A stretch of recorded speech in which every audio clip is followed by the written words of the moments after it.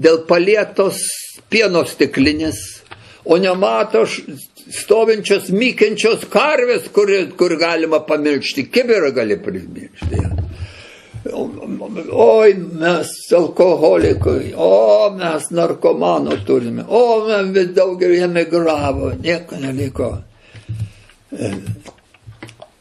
O yra kas? Nemato tų, kurie neemigravo. Jaunos šeimos augino vaikus, statosi namus savo, gražinasi butus, kelia Lietuvą, stato Lietuvą. Šitų mes nematom.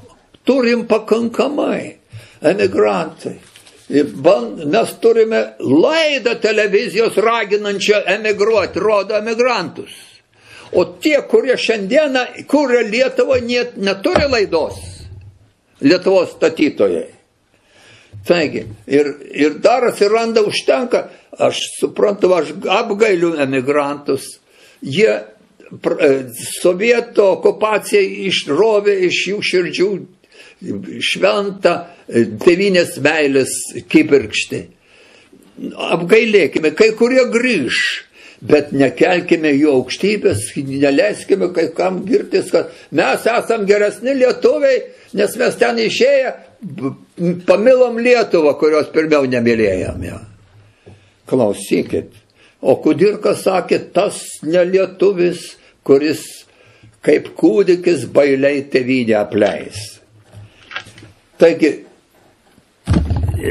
gal visa bėda, kad žmonės, matom, kaip ir Amerikoje, nenaudojo laisvės ir šiandien nusigyvena, kokie rinkimuose prezidentų kandidatai, jeigu jūs apie juos žinotumėte, tai jūs šiurpas paimtų.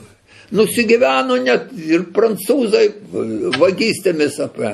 Vokiečių Šroderis naują Molotovo-Ribbentropo paktą atnaujino su Putinu.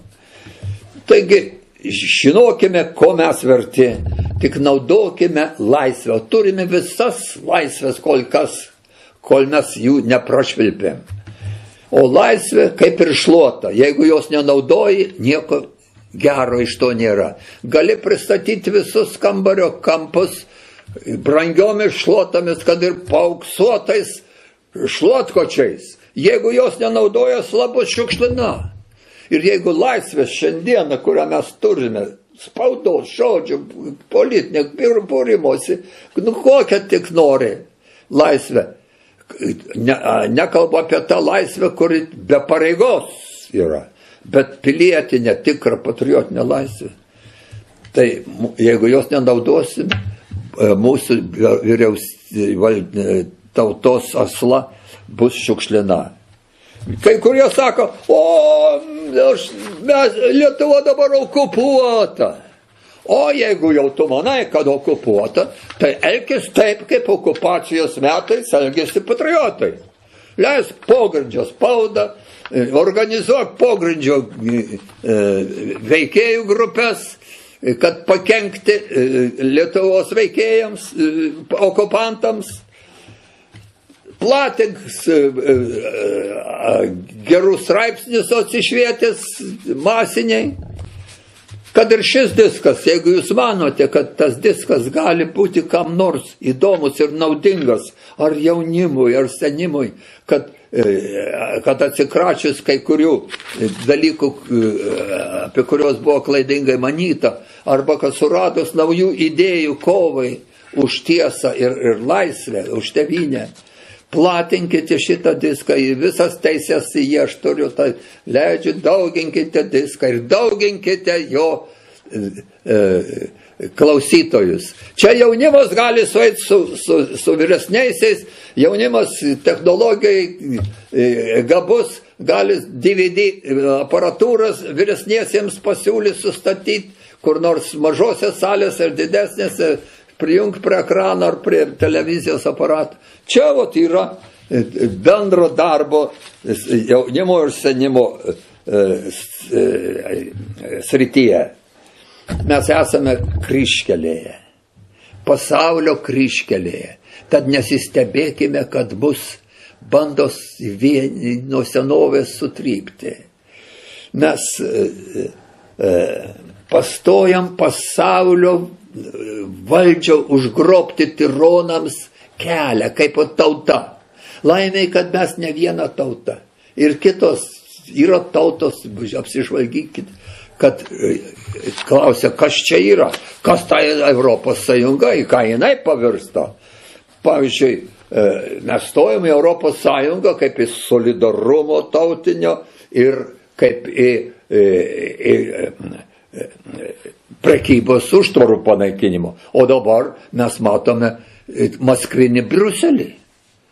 Matome gimstančią supervalstybės tironiją. Gorbačiovas juokaudamas pasakė Londone 2000 metais, kad Europos Sąjunga yra naujas europinis sovietas. O Bukovskis, Vladimiras Bukovskis, kalbėdamas Briuselį, Europos Sąjungą pavadino monstru, kurį reikia sunaikinti toj pat, nes jisai virsta į Sovietų Sąjungą.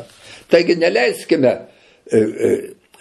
tironams sunaikinti Europos Sąjungos idėjos tikrosios ir neleiskime per jų sukurtą supervalstybę sunaikinti mūsų tautos. Mes turime žengti į Lietuvos ateitį, ieškodami tiesos, šviesos, laisvės, lietuviškos Lietuvos. Ir mūsų žygį tikriausiai stebi mūsų protėvių vėlės ir jos nušvies mums kelią į Lietuvos tikrąją Lietuvą, o Dievas palaimins mūsų žygį, jeigu mes paklausysime patarimo, kad melskis, lyg viskas priklausytų nuo Dievo ir dirbk, lyg viskas priklausytų nuo tavęs. Tad ačiū dėmesį ir džiaugiuosi, kad aš galiu susitikti tokiu būdu su mūsų tautos geriausiais žiedais. Sėkmės jums visiems.